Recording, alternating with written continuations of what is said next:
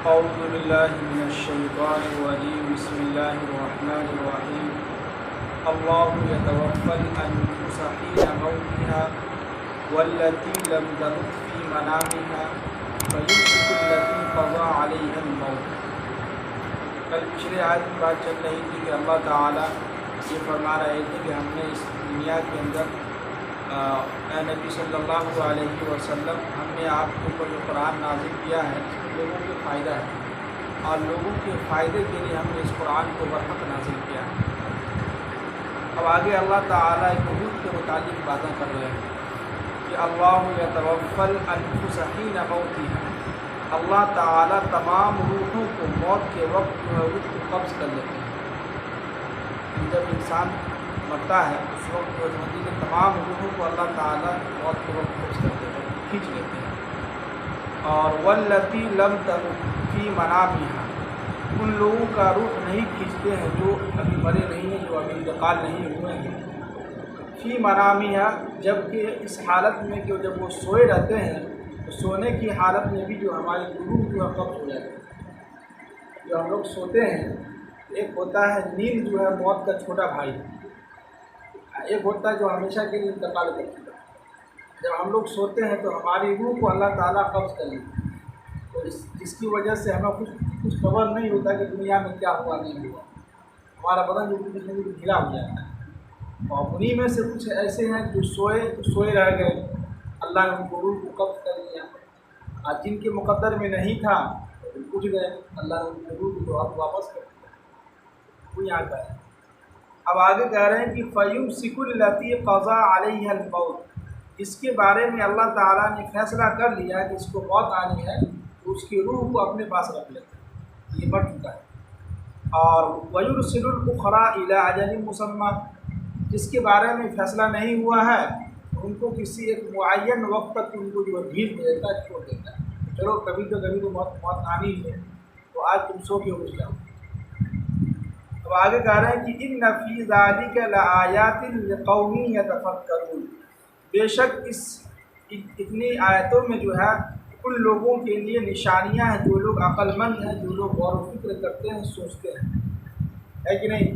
اب یہاں پہ ایک بہت باریکی بات یہ ہے کہ دیکھیے کہ اللہ تعالیٰ جو ہے اگر ہم جب سو جاتے ہیں، سونے کے بعد اگر ہماری روح کو اللہ تعالیٰ واپس نہ کرے، سمجھیے کہ سوئے رہ جائے، یہ جو نیند ہے، اسی لیے جو ہے اللہ کے نبی نے جو دعا میں بتائی کہ اللہ قبض نے کیا آپ کو دعا کیا۔ اب سونے کی جب سو کر اٹھتے ہیں تو اللہ تعالیٰ نے اللہ کے نبی نے ایک دعا سکھلائی کہ الحمدللہ الذی احیانا بعد ما اماتنا والیہ النشور، یا تمام تعریفیں اس اللہ کے لیے جس نے ہمیں ایک زندگی دی موت کے بعد۔ تو جو ہم سوتے ہیں تو یہ بھی ایک سمجھیے کہ موت ہی ہے، موت کا چھوٹا بھائی ہے۔ اس میں بھی سمجھے کہ اللہ تعالیٰ کی بہت بڑی نشانیاں ہم لوگوں کی، اس میں غور و فکر کریں، سوچیں۔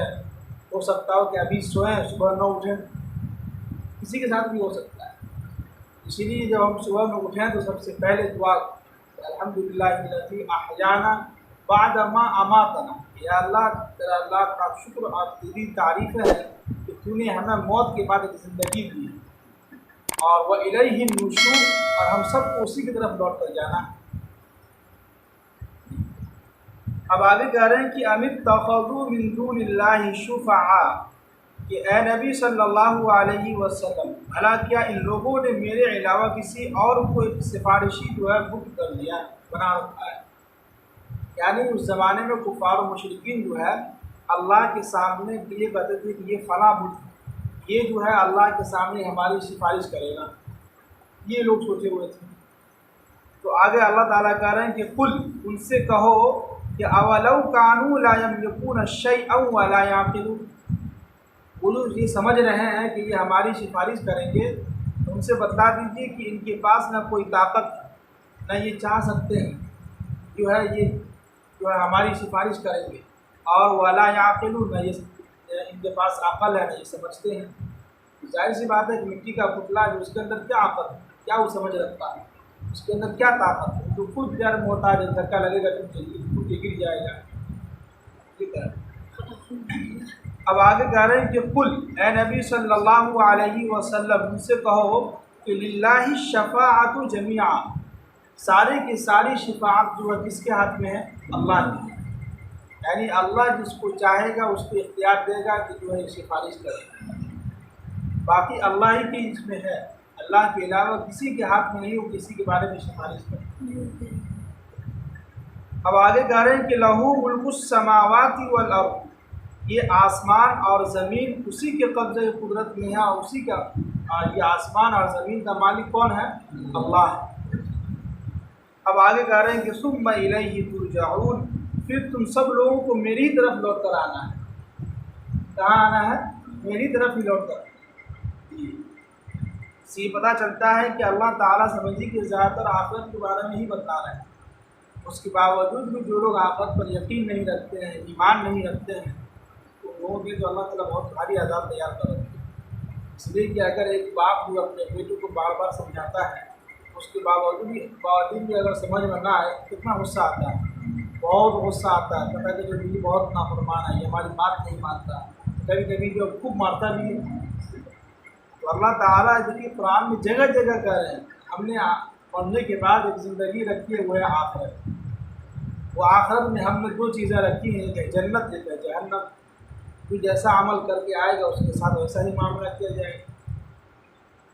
اب دیکھیے کیا بات کر رہے ہیں، وَإِذَا ذُكِرَ اللَّهُ وَحْدَهُ اشْمَأَزَّتْ قُلُوبُ الَّذِينَ، جب کبھی تنہائی میں، یعنی کہ جب کبھی صرف ایک اللہ کا تذکرہ کیا جاتا ہے، قرآن و حدیث کی بات ہوتی ہے، اللہ کی بات ہوتی ہے، تو قلوب الذین لا یؤمنون بالآخرۃ، جو لوگ جن کے دلوں کے اندر آخرت کا یقین نہیں ہے، جو لوگ آخرت پر یقین نہیں رکھتے ہیں، تو ان کا دل جو ہے بیزار ہو جاتا ہے، بور ہونے لگتا ہے، نیند آنے لگتی ہے، دماغ خراب ہو جاتا ہے، بیٹھنے کا دل نہیں کرتا ہے، سننے کا دل نہیں کرتا ہے۔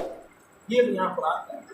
اس زمانے میں کفار و مشرکین کے سامنے جب باتیں کی جاتی تھیں تو صرف ایک اللہ کی بات کرتے تھے، تو کفار و مشرکین کو، منافقین کو غصہ آتا تھا اندر سے، بہت بری والی بات کری، بہت جو ہے خراب لگ رہا تھا۔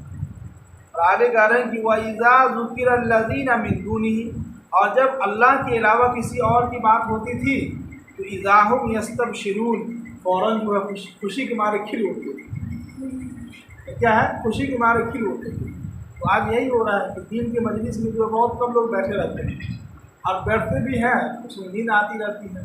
یہی اگر جو ہے کہیں آرکیسٹرا ہو یا اللہ کے علاوہ کسی اور کی باتیں ہوں، سیاست کی باتیں ہوں، وہاں کسی کو نیند نہیں آتی ہے۔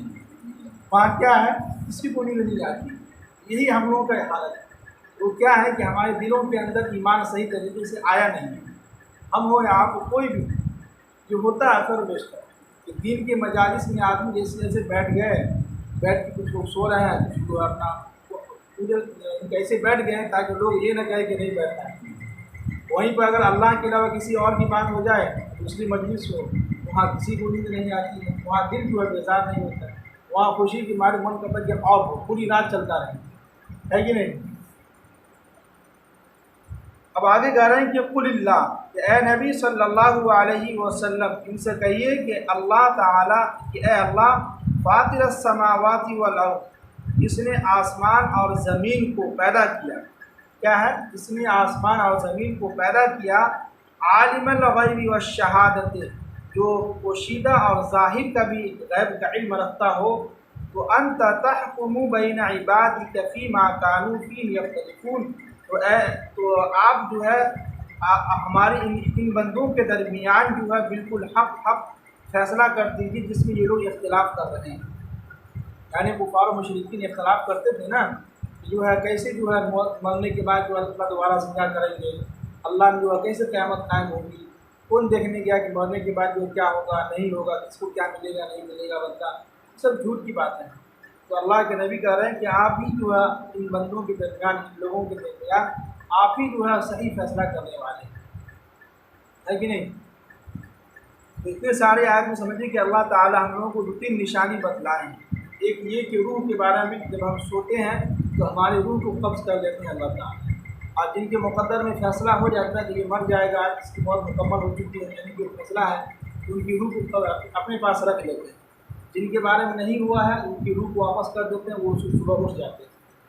پھر آگے یہ بھی فرمایا کہ کچھ لوگ، جو لوگ ایمان والے ہیں، جب ان کے سامنے جو ہے، یعنی کہ جو لوگ جن کے دلوں کا ایمان نہیں ہے، جب ان کے سامنے ایک اللہ کی بات کی جاتی ہے تو ان کا دل بیزار ہو جاتا ہے، دلوں کے اندر عجیب سی کیفیت ہوتی ہے، صحیح سے بیٹھنے کا دل نہیں کرتا ہے۔ اور جب ان کے سامنے اللہ کے علاوہ کسی اور کی بات کی جائے خوشی ہو جاتی، خوش ہو جاتے ہیں، ان کا دل جو ہے خوشی کے مارے جو ہے کھل اٹھتا ہے۔ تو اللہ تعالیٰ سے دعا کریں کہ اللہ تعالیٰ ہم سب لوگوں کو ہمارے دلوں کے اندر جو یقین اور ایمان جو ہے اچھے طریقے سے درست ہو جائے اور داخل ہے کہ نہیں؟ اللہ تعالیٰ ہم سب کو